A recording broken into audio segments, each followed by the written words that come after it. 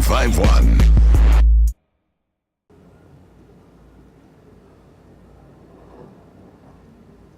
I'll back you up. The security detail only saw me and Goodwin together, not the two of you. This is under oath. Underwood's people are trying to smear us. The whole point of this campaign was to be the opposite of Underwood. I thought you wanted this. Not if it means breaking the law. Do you think he'd even be having this conversation? You actually care about the law, Heather. Here we go, baby. It's your main man, EmEz, the orator, A-number. This is the Sunday Sit-Down. And this afternoon, sitting across from me is Miss Esia Davis. Hey. Hello. What's up? Where I know you. Where would the people know you from? Okay. The people would know me from House of Cards. I love that show. Yeah, right? Love that show. It's one of the best shows Frank I think Underwood. we got, right? Oh my God. Claire. Okay. Yes, Claire has taken over some of the stuff. Yes. How'd you land the role? I just showed up, auditioned. It's just that easy, huh? That simple. No, what it is that I actually went in for 2 different roles and then ended up getting this one. Okay. And I have to say that, you never know what is going to land. You never know what is the role that other people are going to see you as. Mm-hmm. And you just keep going out there every day, just pounding the pavement, pounding the pavement, pounding the pavement. And one day, it actually clicks and comes together. How was that when it finally clicked for you? It was great because, I knew Bo Willimon, who is the creator of the show, because both of us actually are playwrights as well. Yes, we were going to get to that. Okay, right. So this is a little a little connection. So as soon as I found out that he was starting to, run the show, I was like, hey, Bo, can I get a role? And no response. So actually, no, he did write back. He was just like, hey, good to hear from you. But I got to still put it down just like everybody else, So it was just great to finally get there to that set and feel just how happy everybody was, and that's something that you don't find everywhere. It's like the morale is up because people are like, this is a dope show, yes. From like top to bottom. The people in wardrobe are happy because they're like we are proud of what we put out. I have a friend that's I don't know what he's called in his profession, but he works on movies. He's on the cast of Orange is the New Black, and he's running back the actors back and forth. I don't know exactly what he does, but he's proud to be on that show because he loves the show. Right. Orange is the New Black, and when you like a show, you're proud to work for it. And exactly. I can understand that. Yeah. Miss Esia Davis is in the building. It's a Sunday Sit Down. I hear it says that you were a finalist for the Pulitzer Prize award. Yep. How did that happen? Okay. Again, it's like with... Don't tell me you just showed up for that one, too. Well, kind of. I mean, this is what's weird about it, is that, okay, with the Pulitzer, it's you write a play, right? And if it's produced that year, it can be considered. Now, usually it's a theater that will kind of, nominate a play that they produce, but this play was done in this tiny little theater near Penn Station in 2006, tiny little theater. So really...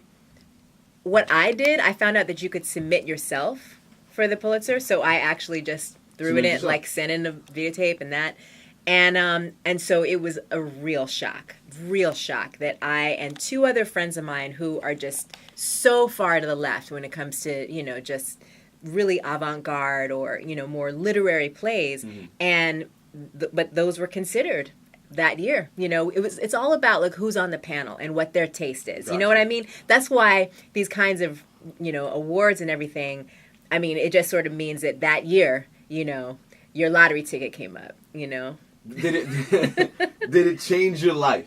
Like, is it being a finalist for the Pulitzer? Is it something that puts you, could you add an extra 0 to your price? See, I mean, well, that's the whole thing that people don't really understand about theater, is that it's not about money at all. Like, nobody gets paid in theater unless you're on Broadway or you're on a production contract. Because Hamilton. Oh, yeah. That's like, this outlier. That's Gotcha. like this crazy anomaly, right? Okay, all right. But I'll tell you this. If you're working in an off-Broadway show, which the actors for that play that was a Pulitzer Prize finalist were, often you're making a minimum wage. It's like working at Mickey McDonald's. D's. Yeah. Wow. I mean, I try to say this all the time because, I mean, actors really are not, when it comes to off-Broadway, they're really not respected when it comes to salary. And same thing goes for playwrights and designers. Everybody who works off-Broadway, you're really making, beans for money. You're making the fun of being on stage. So when these actors come in front of me and they tell me they do it for the love of acting and they're on Broadway or off Broadway, it really is for the love of acting. Well, let me just clarify. Broadway, you are getting paid. And you said off of Broadway. But off of Broadway, you are not. I dated a girl that did an off Broadway show. Uh-huh. Was she like, let's She wasn't go getting to paid. get some ramen? Yeah. That's why she's Right? And not at Pudo, but like, top. Yeah, ramen. top ramen. You're stupid. I like that. No, too many people are gonna get that one. Tell me about being on House of Cards. Okay. How is being around? Well, not Frank Underwood, but those characters. Oh, man. Really one of the best experiences of my life because the writing is so good. It's just so insightful. And all of the actors are just stellar. I mean, you got the whole... I mean, that's actually when it comes to salary... Netflix and that show and so many of the other shows that shoot in New York, like Orange is the New Black, in a lot of ways, you're bankrolling all of these theater actors who, have not been able to get paid. Mm-hmm. You know what I mean? Mm-hmm. So you got this wealth of talent, and that's who are on that show. So I got to work with Elizabeth Marvel, who played Heather Dunbar, right? She's been one of my favorite actors in theater for years and years. So I got there, I was just geeking out. I was just like, I can't believe that I'm working for you. And so it was very easy to be her campaign manager because I just loved her and her work so much, So everybody on that show, I'm telling you, they're just people that I really look up to, and to be their peer, was really, really a dream come true. Yeah.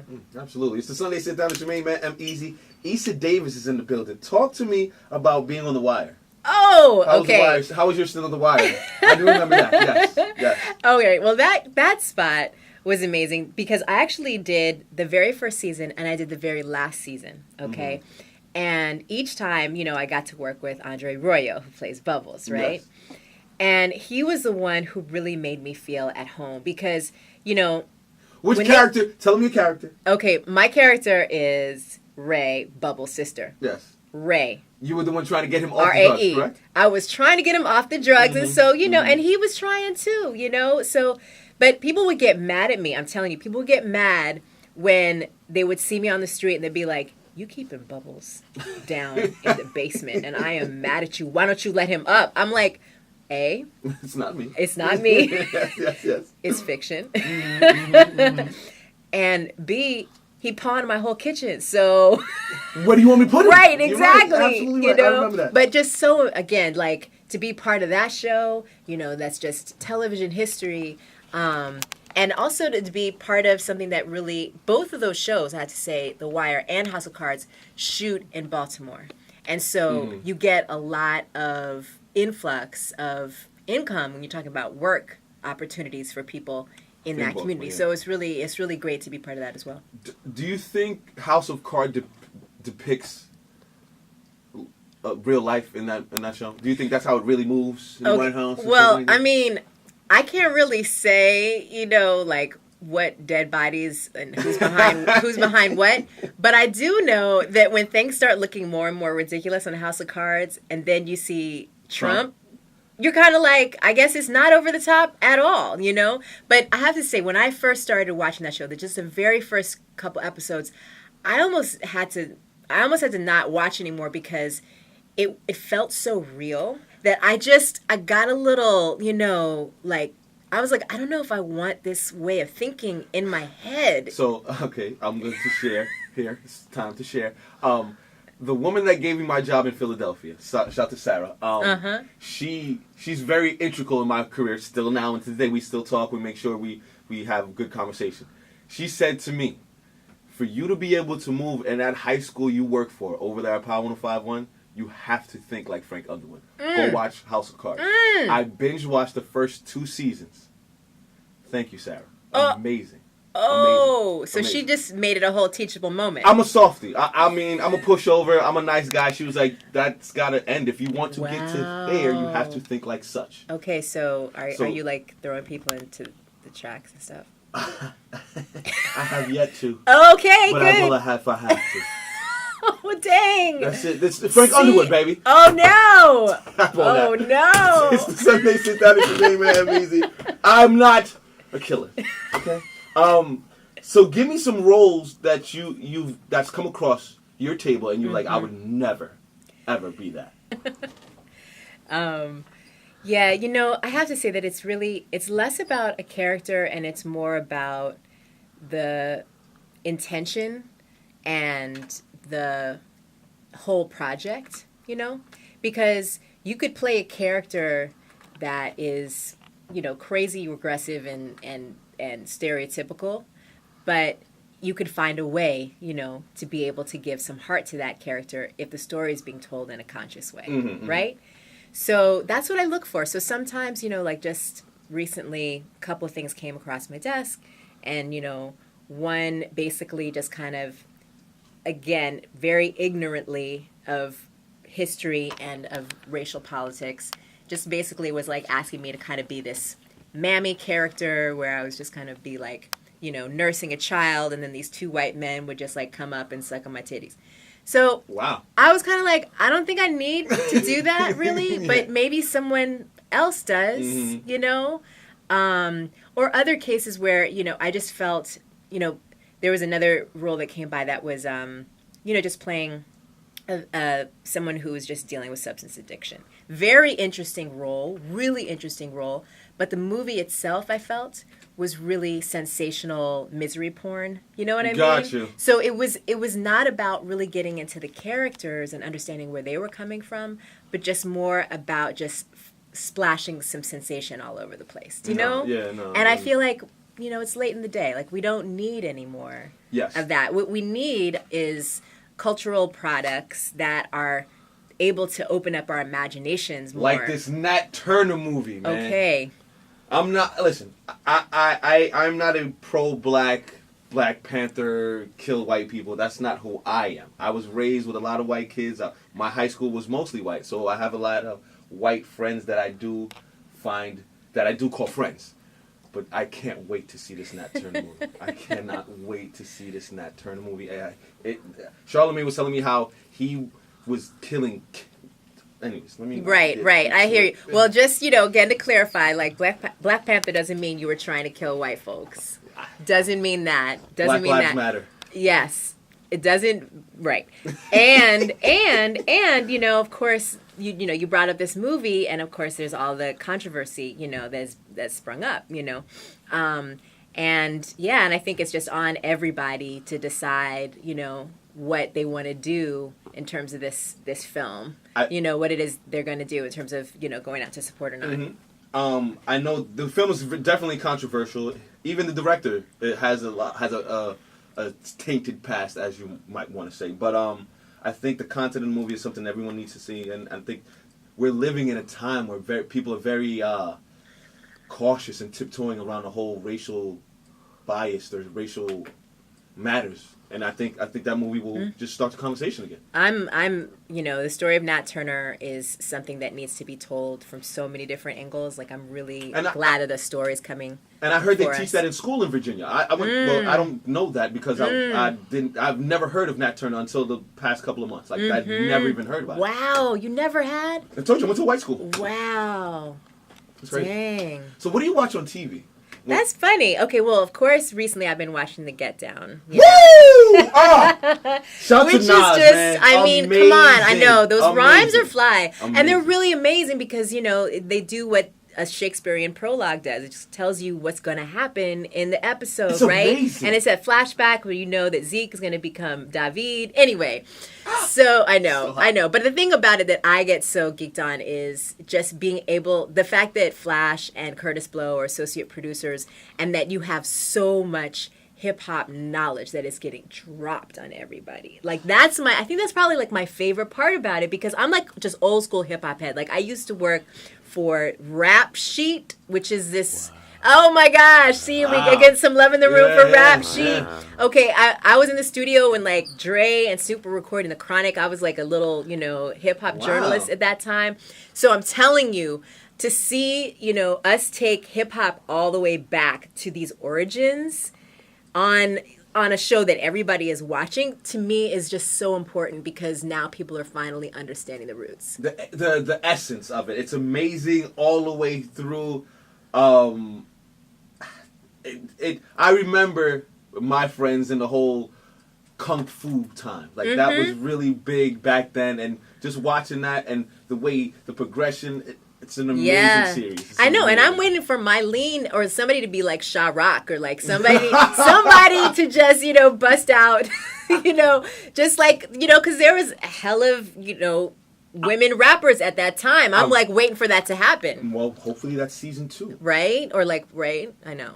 I want to see it. Back to the question. Okay. What else do you watch on TV besides Get Down? Go ahead. So you got lost. I know, right? Well, I have to say, I don't watch that much TV because in some ways it ends up being like work. Am I bummed? Because maybe I watch too much TV. No, you don't. No, you don't. It's just that, and I should be watching more. It's just that I take it all in like so deeply. Like I can't just sit there and watch and like zone out. I can't even do that because I'm always studying it. So in a lot of ways, what ends up happening is that I'll just be like, well, if I need to rest, I'll just read. Do you know what I'm saying? Yeah. But there are a lot of cool things that are on right now. Like it is. It's this golden age.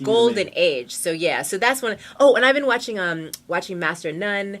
And what was in that? That's Aziz Ansari's show. Okay. That's on there. Yes. Netflix. Yeah. And then I just caught on the plane. I caught an episode of Unreal. So now I need to go back and watch this show. Yeah. Okay.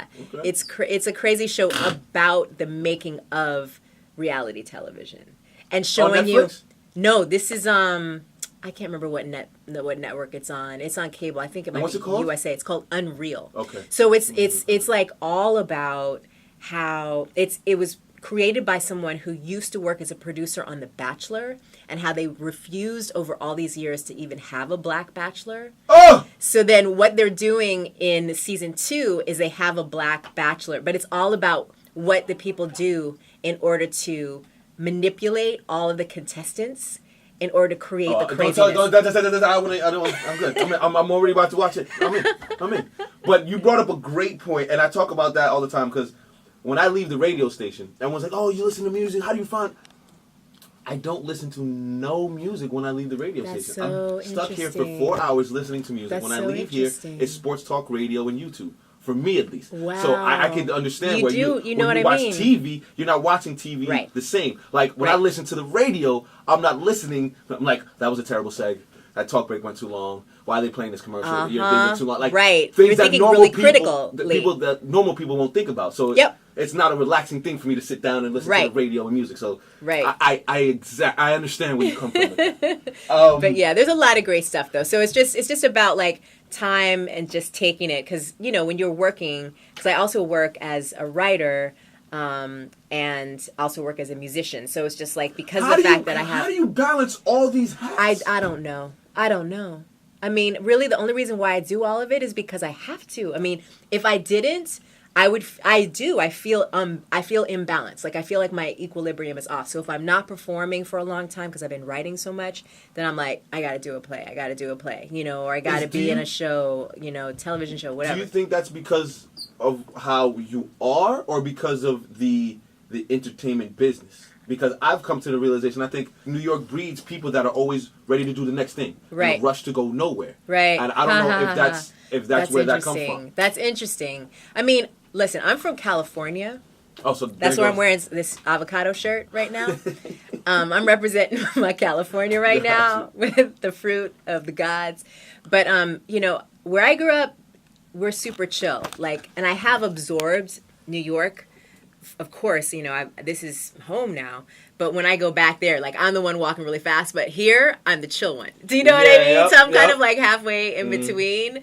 So I have to say that, yes, part of it is, I think, a New York gene that's in me that is always like, what's next, what, and you're always trying to explore and finding that next frontier for yourself as an artist. What is it that you want to express,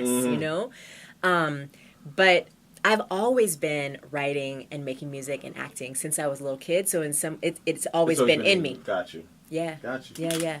This was amazing. I enjoyed you. Oh, well, good. I'm glad to spark joy. I don't enjoy everyone. Not to say that I don't like it. Bam! But I enjoyed you. Thank you. I enjoyed you. This was great. Thank you so much for coming by. The seat is always open for you if you're in town and want to hang out. Thank you. Get some things off your mind. All right, cool. I'll dig that. Take you up on it. All right. So Sunday Sit Down is your main man, Amazing. Another example of how easy does it.